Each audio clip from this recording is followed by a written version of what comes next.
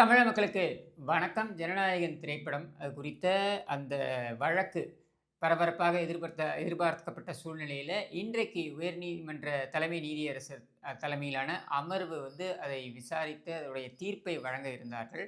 அந்த தீர்ப்பு இப்பொழுது இன்றைக்கு காலை வந்திருக்கிறது.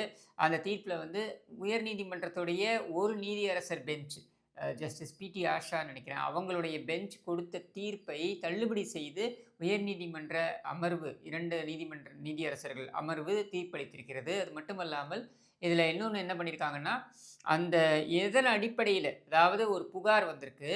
இந்த கமிட்டியில இருந்தவங்க சென்சார் போர்டுல கமிட்டி பார்த்தாங்க இல்லையா? அந்த திரைப்படத்தை பார்த்து அந்த கமிட்டியில இருந்த ஒரு நபருடைய அ அவங்களுடைய புகாரை கருத்தில் எடுத்துக்கொண்டு, அந்த புகாரையும் படிச்சிருக்காங்க. அந்த புகாரின் அடிப்படையில தான் சிபிஎஃப்சி அவங்க இந்த படத்திற்கு மறு ஆய்வு செய்யப்பட வேண்டும் அப்படின்னு சொல்லி ரிவைசிங் கமிட்டிக்கு அனுப்பணும் அப்படின்றத பரிந்துரை செஞ்சிருக்காங்க என்பதனால் அதை படித்திருக்கிறார்கள்.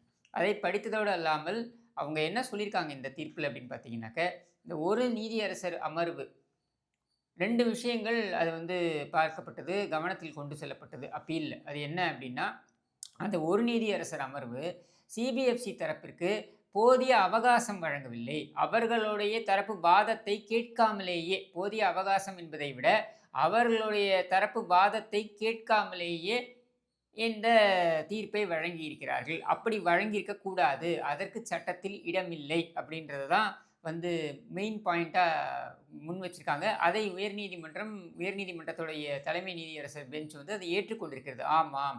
ஒரு வழக்கு இருக்கு அப்படின்னா, அந்த வழக்குல வாத பிரதிவாதிகள் இருக்காங்க அப்படின்னாக்க, 2 தரப்பு வாதங்களையும் கேட்டுட்டு தான் நீங்க ஒரு நார்மல் கோர்ஸ்ல நீங்க ஒரு தீர்ப்பை வழங்க முடியும். அப்படின்னும் பொழுது, இங்க அவங்க கவுண்டர் ஃபைல் பண்றதுக்கு முன்னாலேயே, அவங்க கிட்டேருந்து அந்த வாதங்களை எழுத்துப்பூர்வமாக பெற்றுக்கொள்வதற்கு முன்னாலேயே, நீங்க ஆர்டர் பாஸ் பண்ணியிருக்கீங்க. அது தவறு அப்படின்னு உயர்நீதிமன்றம் சொல்லியிருக்கு. அது மட்டும் இல்லாமல், இந்த ஒரு நீதியரசர் பெஞ்ச் என்ன பண்ணியிருக்காங்கன்னா, அவங்களுடைய தீர்ப்புல அ இந்த பெட்டிஷனர் அதாவது இந்த கேவிஎன் புரொடக்ஷன்ஸ் தரப்பு கேட்காத விஷயங்களுக்கெல்லாமும் அவங்க தீர்ப்பில் வழங்கியிருக்காங்க அப்படின்றதும் ஒரு வாதமாக முன்வைக்கப்பட்டிருக்கு. ஸோ அதை கருத்தில் எடுத்துக்கொண்ட உயர்நீதிமன்ற தலைமை நீதியரசர் பெஞ்ச் என்ன சொல்கிறாங்கன்னா, நீங்கள் உங்களுக்கு என்னெல்லாம் கேட்கணுமோ அதெல்லாம் பெட்டிஷனில் போட்டுருங்க. நீங்கள் என்னெல்லாம் கேட்கணும்னு நினைக்கிறீங்களோ அதெல்லாம் பெட்டிஷனில் போட்டு இந்த வழக்கு மீண்டும் அந்த ஒரு நீதியரசர் பெஞ்சு மீண்டும் விசாரிக்கணும். அந்த விசாரணையின் பொழுது 2 தரப்பிற்கும் போதிய அவகாசம் வழங்கப்பட்டு அதன் அடிப்படையில் அந்த தீர்ப்பை அவர்கள் வழங்கட்டும் அப்படின்னு அந்த உயர்நீதிமன்றத்துடைய இன்றைய அந்த சிஜே பெஞ்சுன்னு சொல்லுவாங்க, உயர்நீதிமன்ற தலைமை நீதியரசர் பெஞ்ச் சொல்லியிருக்காங்க. ஸோ இது திரும்பவும் அதே நீதியரசரிடம் விசாரணைக்கு செல்கிறது. இப்போ அதே நீதியரசரிடம் விசாரணைக்கு செல்லும் பொழுது அதில் இருக்கக்கூடிய ப்ளஸ் மைனஸ் என்னவாக இருக்க முடியும் அப்படின்னா, அந்த நீதியரசருடைய தீர்ப்பில் ஒரு சில தவறுகளை சுட்டி காண்பித்திருக்கிறது உயர்நீதிமன்றத்துடைய தலைமை நீதியரசர் பெஞ்ச் அப்படின்ற நிலையில், அவங்க உடனே எடுத்தேன் கவிழ்த்தேன்னு ஒரு தீர்ப்பை வழங்குவாங்களா அப்படின்றது நமக்கு தெரியாது. ஏன்னா தீர்ப்பு வழங்குவதுன்றது நீதியரசருடைய தனிப்பட்ட அவங்களுடைய அதிகாரத்திற்கு உட்பட்ட விஷயம். ஸோ அது எப்படி வழங்குவாங்கன்றதை நம்மால் கணிக்க முடியாது.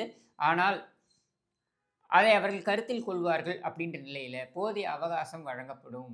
அப்போ அந்த போதிய அவகாசம் வழங்கிவிட்டு ஒரு கால் அதே தீர்ப்பை கொடுக்குறாங்கன்னா, அதற்கு எதிராக அப்பீலாக அவங்க திரும்ப எந்த தரப்புக்கு பாதிப்பு ஏற்பட்டிருக்குன்னு நினைக்கிறாங்களோ அந்த தரப்பு டிவிஷன் பெஞ்சுக்கு போகலாம். அது திரும்பி இது உச்சநீதிமன்றத்துக்கு போகலாம். இப்படி இந்த சட்டம் சிக்கல் நீண்டு கொண்டே போவதற்கான வாய்ப்புகள் அதிகமாக இருக்கிறது. இப்போ இதே சூழல்ல இன்னொரு பிரச்சனையும் இருக்கு. என்னன்னா, இந்த ஜட்ஜோடைய போர்ட்ஃபோலியோ இருக்கு பாருங்க. ஒரு நீதியரசர் ஒரு சில வழக்குகளை விசாரித்துக் கொண்டிருக்கிறார்கள் அப்படின்ற சூழல்ல, இப்போ அதே நீதியரசர் தான் விசாரிக்க வேண்டும் என்று உயர்நீதிமன்றம் சொல்லியிருக்கிறதா? அல்லது அதே பெஞ்ச் தான் விசாரிக்க வேண்டும் என்று சொல்லியிருக்கிறதானா? இதில் ஒரு டிஃபரன்ஸ் இருக்கு. என்னன்னா, நீதியரசர்கள் மாறுவாங்க. பெஞ்ச் அப்படியே தான் இருக்கும். போர்ட்ஃபோலியோ மாறிக்கொண்டே இருக்கும்.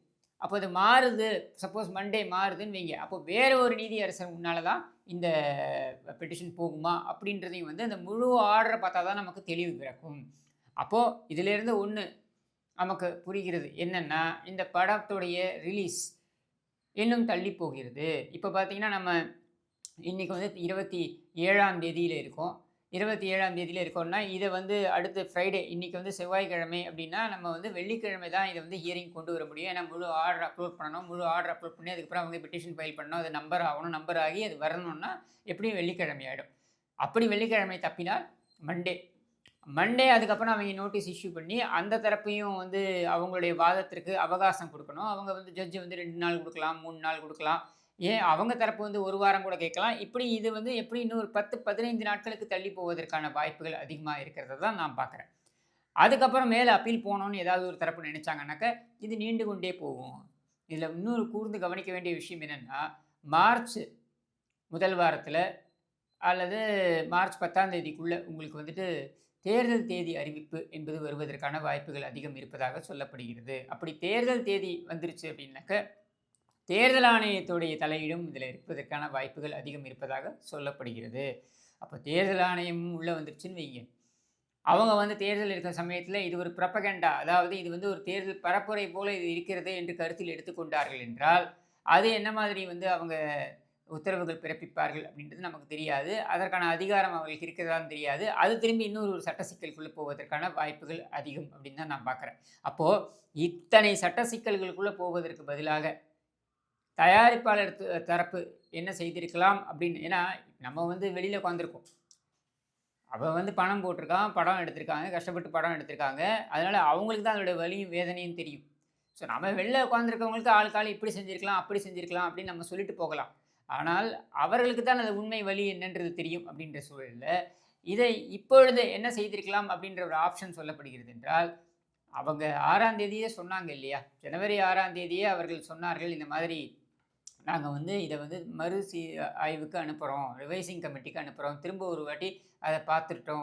வேற ஒரு கமிட்டி பார்க்கட்டும் அப்படின்னு சொன்ன பொழுது, அவங்க அந்த அ அந்த அந்த பரிந்துரைக்கு உட்பட்டு அத அனுமதித்திருந்தார்கள் என்றால் 10, 15 நாட்கள் அதாவது 26ஆம் தேதி அந்த திரைப்படம் வந்திருக்கும். இதை நீதிமன்றமும் கேள்வி கேட்குது. இந்த உயர்நீதிமன்ற அமர்வு கேட்குறாங்க. சரி நீங்க ஒரு கால் அவங்க வந்து சிபிஎஃப்சி கிட்ட கேட்குறாங்க. ஒரு கால் உங்ககிட்ட வந்திருந்தாங்கன்னு வைங்க. நீங்களே ரிவ்யூ பண்ணுங்க. திருப்பி ரிவ்யூ பண்ணுங்கன்னு சொல்லியிருந்தாங்கன்னா என்ன பண்ணியிருப்பீங்கன்னு கேட்டா, 26ஆம் தேதி படம் வந்திருக்க வாய்ப்பு இருக்கு அப்படின்னு தான் அவங்களும் சொல்றாங்க. ஸோ 10, 15 நாட்கள் அப்படின்றதற்காக யோசித்து இப்ப கிட்டத்தட்ட ஒரு 2 மாதங்கள் தள்ளி போவதற்கான ஒரு சூழலை ஏற்படுத்தி விட்டார்களோ! அப்படின்ற ஒரு ஐயப்பாடும் கிளம்புது. இதெல்லாம் வந்து அதான் நான் திரும்பி சொல்றேன். இதெல்லாம் நம்ம வெளியில இருந்து சொல்லக்கூடியது தான். அந்த தயாரிப்பாளர் தரப்பு தான் பணம் போட்டிருக்காங்க. அவங்களுக்கு தான் அதோடைய வலி, வேதனை தெரியும். யாருமே அவங்களுடைய படம் வெளியில வரக்கூடாதுன்றதுக்காக வேலை செய்ய மாட்டாங்க. அப்ப அவங்களோட படம் வெளியில வரணுன்றதுக்காக அவங்க ஒரு சில முயற்சிகள மேற்கொள்றாங்க. அதுல நீதிமன்றத்துல எந்த தரப்பு வேணும்னாலும் தீர்ப்பு வரலாம். சரியா? இப்போ அடுத்த சிக்கல் இதில என்ன அப்டின்னா, அந்த புகார் படிச்சிருக்காங்க பாருங்க. இந்த புகார்ல சில விஷயங்கள் சொல்லப்படுகிறது. இந்த விஷயங்கள் என்ன அப்டின்னு பார்த்தீங்கன்னா, இந்த படத்தில வந்து 19ஆம் தேதி டிசம்பர் 19ஆம் தேதி இந்த படத்தை வந்து அந்த குழு, சென்சார் குழு வந்து பார்த்திருக்கிறது. அதில பார்த்தீங்கன்னாக்கா, சில காட்சிகள் வேறு நாட்டிலிருந்து மதம் சார்ந்த ஒரு தரப்பு வந்து தாக்குதல் நடத்தியதாகவும், அதை வந்து தவிர்த்ததாகவும், இது மாரியெல்லாம் சில காட்சிகள் வருவதாக சொல்லப்படுகிறது. அப்படியான காட்சிகள் இங்கே மத பிரச்சனைகளை தூண்டும் விதமாக இருப்பதற்கான ஐயப்பாடுகள் இருக்கின்றன, அப்படின்ற ஒரு கூற்றும் வைக்கப்படுகிறது. அடுத்தது முக்கியமான கூற்று என்ன அப்படின்னாக்க, பாதுகாப்புத்துறை சம்பந்தப்பட்ட சில காட்சிகள் இருக்கின்றன. அப்ப அந்த பாதுகாப்புத்துறை சம்பந்தப்பட்ட காட்சிகள் இருக்கின்றன என்றால், அதுல பாதுகாப்புத்துறை அதிகாரிகள் அந்த கமிட்டியில உட்கார்ந்திருக்கணும். அந்த அந்த சென்சார் குழு, அந்த படத்தை பார்த்த குழுவுல அந்த அதிகாரிகள் உட்கார்ந்திருக்கணும். அந்த அதிகாரிகள் யாருமே உட்காரல அப்படின்றதையும் அவங்க மென்ஷன் பண்றாங்க. அப்போ இதையெல்லாம் இந்த தனி நீதியரசர் கருத்தில் எடுத்துக்கொள்ள வேண்டுமா? வேண்டாமா? அப்படின்றது ஒரு புறம். 2வது இதையெல்லாம் செய்து நீங்கள் மறு ஆய்வு செய்யுங்கள் அப்படின்னு இப்போ சிபிஎஃப்சிட்ட திரும்பி போகலாமா? அப்படின்னா, அது தயாரிப்பாளர் தரப்பு வந்து எடுத்துக்கொள்ள வேண்டிய முடிவு. அதாவது என்னன்னா, நாங்க திரும்பி சிங்கிள் பெஞ்சுல போய், திரும்பி ஆர்க்யூ பண்ணி, திரும்பி அதுக்கு எதிரா சி சி இதில டிவிஷன் பெஞ்சுக்கு போய், திரும்பி அதுக்கு எதிரா உச்சநீதிமன்றத்துக்கு போய், இப்படியெல்லாம் போறதுக்கு பதிலா, நாங்க சிபிஎஃப்சி கால்லயே கிட்டயே போயிட்டு, அவங்க கிட்டயே சொல்லிட்டு, "இத பாருங்க, நீங்க வந்து ரிவ்யூ பண்ணிடுங்க. இந்த படத்த ரிவ்யூ பண்ணணும் அவ்வளோதானே. நீங்க ரிவ்யூ பண்ணுங்க." 10 நாள் 15 நாள்லயே நீங்க பண்ணி எனக்கு சீக்கிரம் குடுங்க. முடிஞ்சா 2, 3 நாட்கள்லயே நீங்க பண்ணி குடுங்க. அப்படின்னு கேட்பதற்கான வாய்ப்பு இருக்கிறதா என்றால், அப்படியான வாய்ப்பும் இருக்கிறது. சரியா? இதை அவர்கள் செய்வார்களா? அப்படின்றது நமக்கு தெரியாது. இது அவங்களுடைய விருப்பம். நம்மை பொறுத்தவரைக்கும் என்னன்னா, ஒரு ரசிகராக திரைப்படம் வெளியே வர வேண்டும் என்ற ஆதங்கத்துடன் நாம் கூடியது என்னன்னா, இந்த சட்ட சிக்கலை தவிர்த்து, இதை எப்படியாவது சிபிஎஃப்சியிடம் கொண்டு போய் பேச்சுவார்த்தை நடத்தி, இதை மறு ஆய்வுக்கு நடத்தி, திரைப்படத்தை வெளியே கொண்டு வருவதற்கான வழியை பாருங்கள் அப்படின்றது நம்முடைய வேண்டுதலாக. இது அட்வைஸ் எல்லாம் இல்ல. அட்வைஸ் செய்யக்கூடிய தகுதி நமக்கு கிடையாது. அவங்க பெரிய பெரிய வக்கீல்களை எல்லாம் வச்சிருக்காங்க. முகுல் ரோஹத்கின்னு வச்சிருக்காங்க. சித்தார்த் லுத்ரான்னு வச்சிருப்பாங்க. இது மாரி பெரிய பெரிய வக்கீல்கள்லாம் வச்சிருப்பாங்க. எல்லாம் 50,00,000, 1,00,00,000, 2,00,00,000ன்னு வாங்கக்கூடியவங்க. அவங்களுக்கு தெரியாதயா நம்ம மாரி அண்ணாங்கட்சிகள் சொல்லிட்டு போறோம். ஒண்ணும் கிடையாது. ஆனால் நம்ம வந்து இந்த கோரிக்கையை இந்த தயாரிப்பாளர் தரப்பிற்கு நாம் வைக்கிறோம் என்று கூறி விடைபெறுகிறேன். நன்றி.